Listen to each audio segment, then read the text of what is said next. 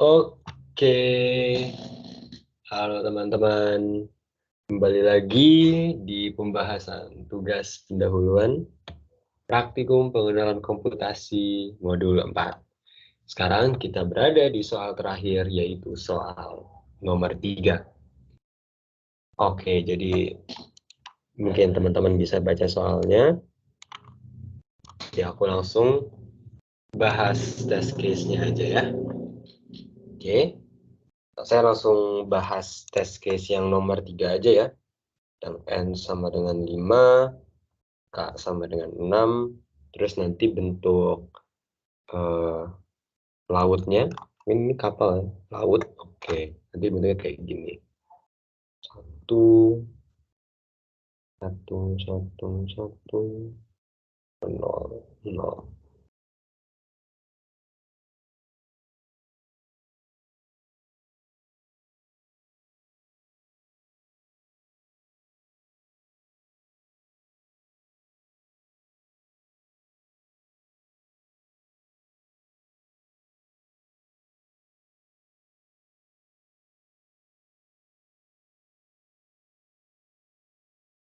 Nah, oke.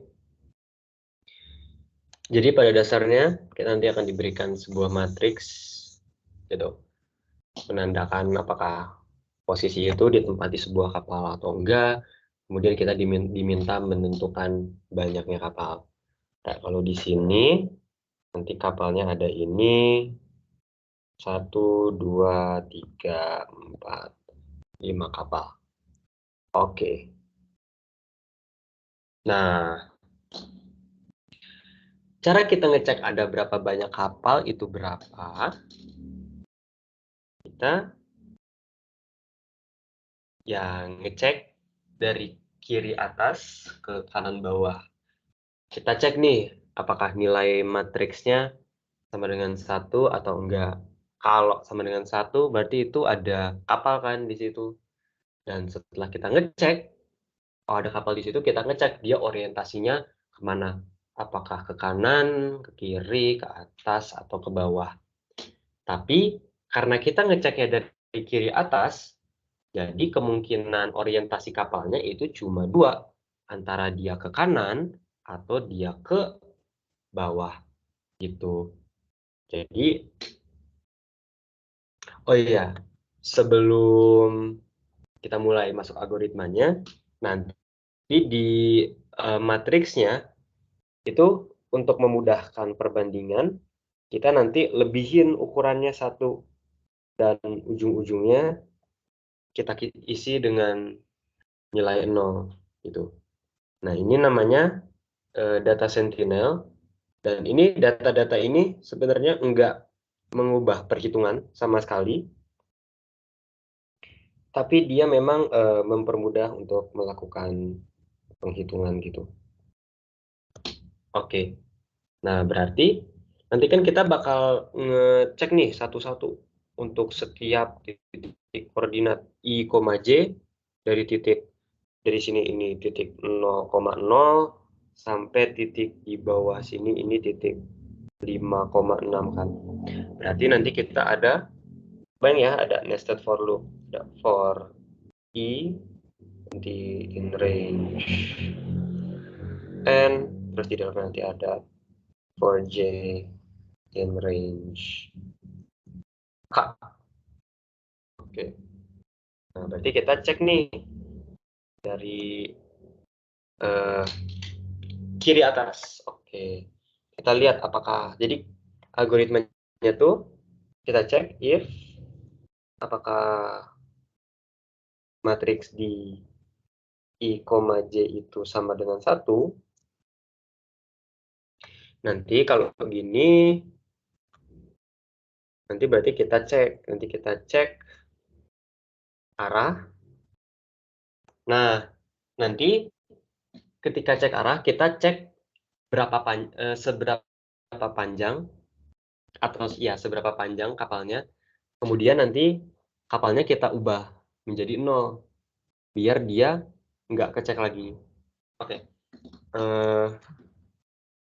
Biar kebayang, kita langsung aja jalanin. Berarti for I in range N, for J in range K, berarti dia mulai dari 0,0 ya. Kita cek nih.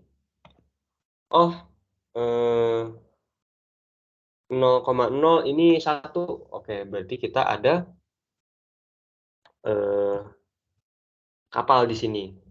Nah, sekarang kita cek nih, orientasi kapalnya kemana? Dia apakah ke kanan atau ke bawah?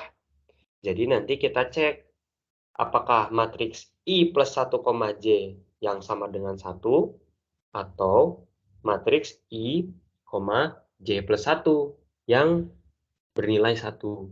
Di sini kita tahu nih, kalau misalnya ini matriks I, J, berarti ini kan dia I, J plus 1 gitu.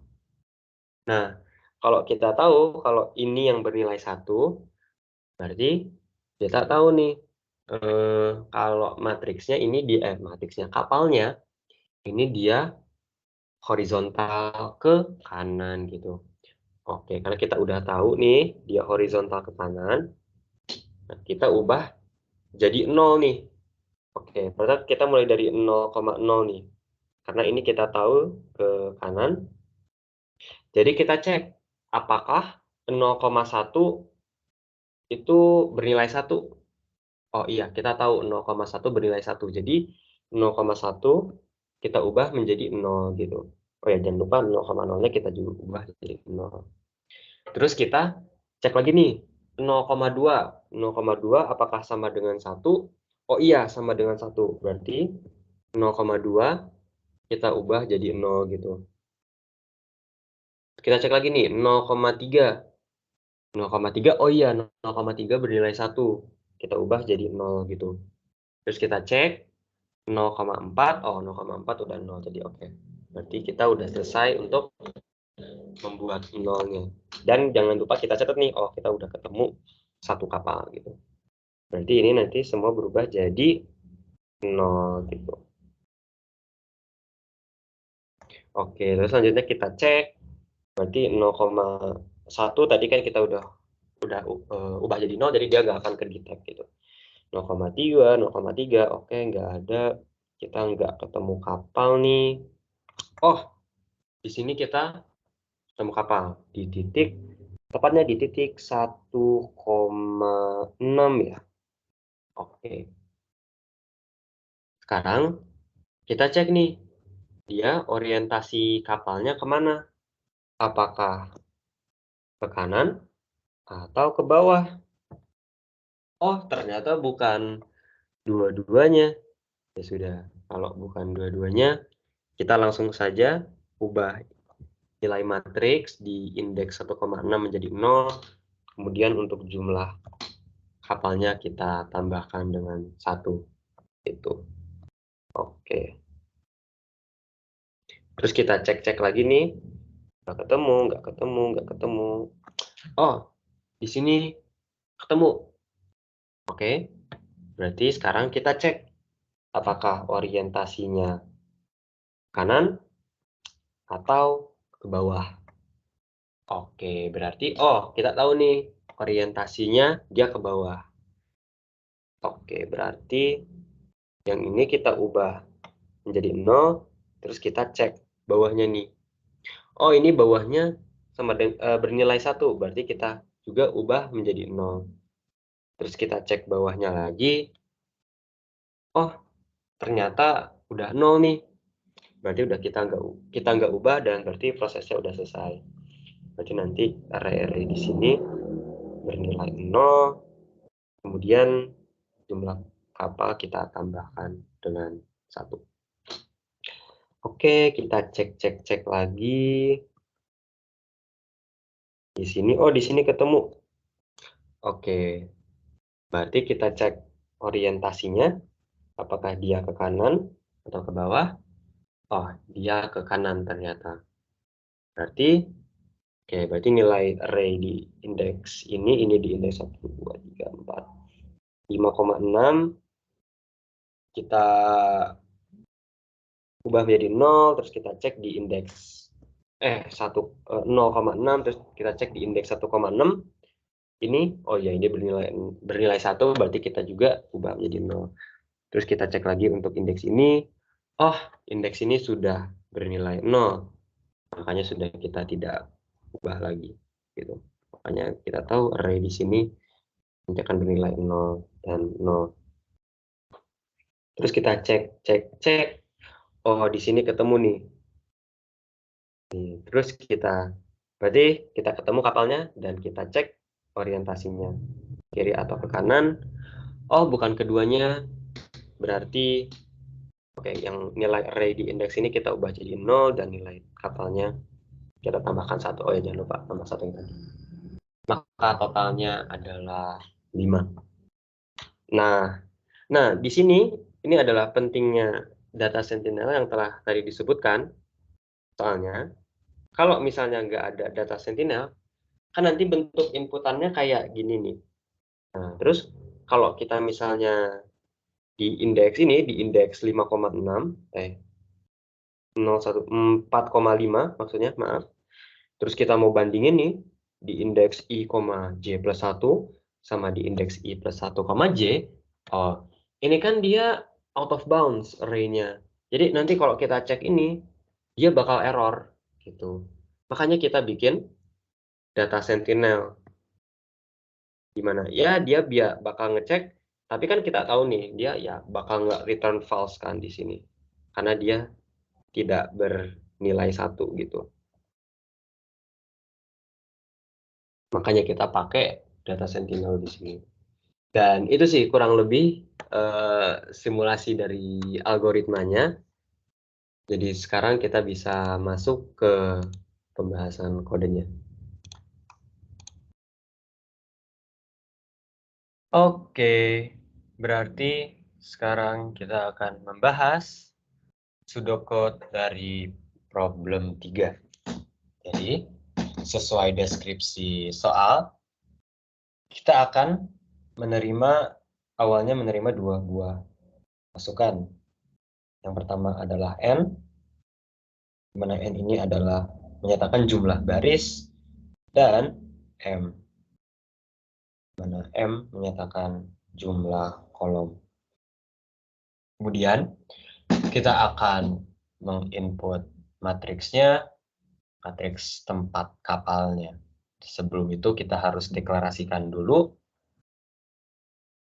menggunakan cara yang dipakai di problem 1, yaitu ya sikut buka, 0 for i in range, yang di dalam sini itu yang kolom, jadi di sini M, kemudian sikut tutup for j in range N, kemudian sikut tutup. Karena kita sudah deklarasi, kita bisa mulai masuk ke menginput matriksnya. Jadi caranya gimana? Karena di inputannya itu angka-angkanya dempetan kan ya. Jadi idenya adalah untuk setiap baris itu kita input menjadi sebuah string, kemudian dari string itu baru kita pindahkan ke matriks.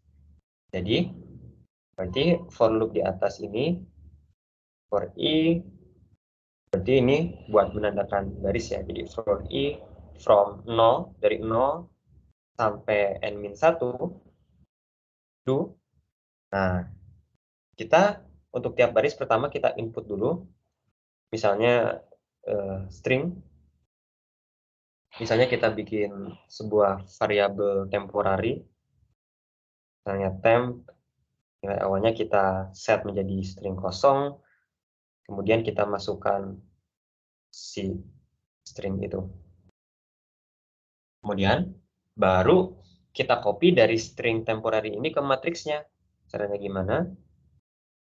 Berarti untuk semua elemen di temp, jadi for j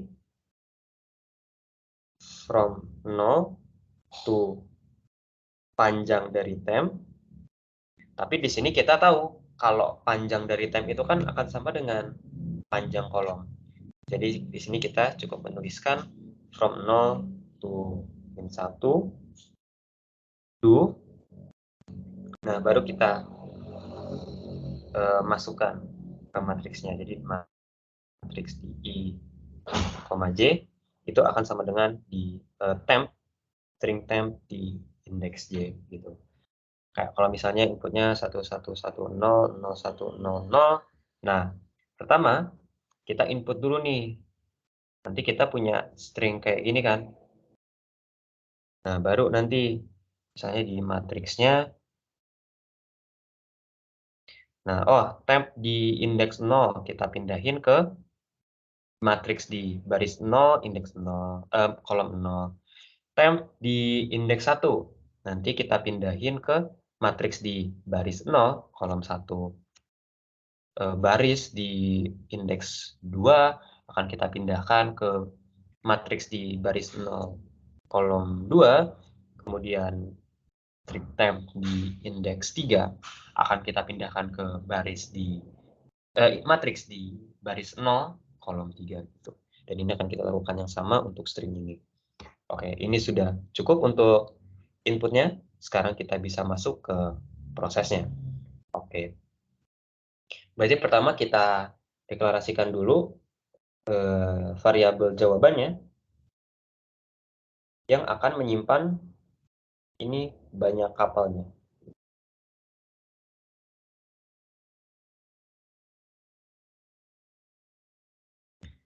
Yang tadi kita akan cek, oh ya, saya lupa, kita kan di sini pakai ukurannya kita lebihin ya, karena kita akan menggunakan data sentinel sehingga untuk di perbandingannya itu dia nggak akan out of bounds yang sudah kita bahas di bagian sebelumnya. Jadi di sini kita tinggal cek.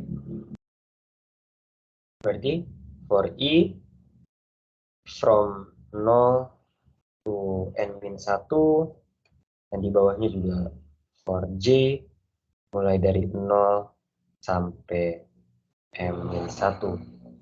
Nah, untuk tiap pasangan i, j, pertama kita cek dulu nih, apakah matriks di indeks i, j ini akan sama dengan 1 gitu. Kalau misalnya dia sama dengan 1, berarti kan kita tahu nih, dia itu kapal. Oke, berarti sekarang nilai matriks di indeks i, j itu kita jadikan 0. Nilai jawaban berarti kita jadikan jawaban plus 1 karena kita sudah menemukan kapal baru. Kemudian setelah ini kita mau menentukan nih orientasi kapalnya gimana. Pertama kita lihat apakah matriks di i, j plus 1 sama dengan 1.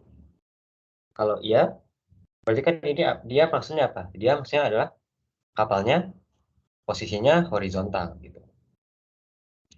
Jadi selama kanannya itu bernilai 1, kita ubah menjadi 0 karena berarti itu adalah bagian dari kapal awal. Jadi kita karena kita nggak tahu nih panjang kapalnya itu sebenarnya seberapa, jadi kita pakai while. Dan kita pakai while, pertama kita declare dulu first elemennya. Misalnya kita buat variabel batas kanan dan nilai awalnya kita set menjadi j plus 1 gitu. Dan selama matriks di batas kanannya itu dia bernilai 1,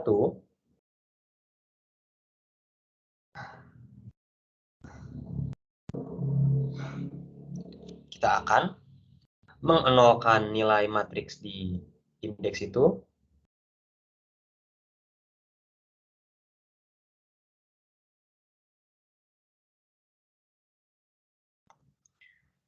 Kemudian batas kanan kita geser ke kanan, atau ya kita tambahkan dengan 1.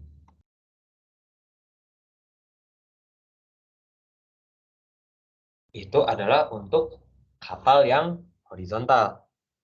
Untuk kapal yang vertikal, algoritmanya serupa. Berarti kalau horizontal ma I, J plus 1, berarti kalau vertikal, itu kita ceknya ke bawah. Jadi I plus 1, J gitu. Sama dengan 1, maka ini maksudnya adalah kapal vertikal. Nah, mungkin untuk kapal vertikal, saya jadikan latihan untuk teman-teman, tapi kurang lebih sama sih. Nah, kalau misalnya ke kapal horizontal kita punyanya batas kanan, nanti di sini kita pakainya batas bawah ya. Dan batas bawah ini nilai awalnya kita set menjadi I plus 1. Terus kemudian ke bawahnya itu sama seperti algoritma untuk kapal horizontal. Ya, sehingga ketika prosesnya sudah selesai, di bawah sini kita cukup mengoutput berapa banyak kapal. Dan itu sudah kita simpan di variabel jawaban.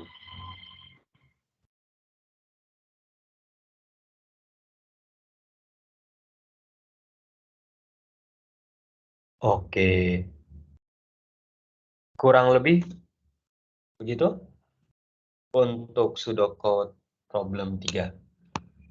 Dan itu mengakhiri pembahasan kali ini mengenai tugas pendahuluan modul 4. Terima kasih, saya Adurum, pamit undur diri dan sampai jumpa di lain waktu.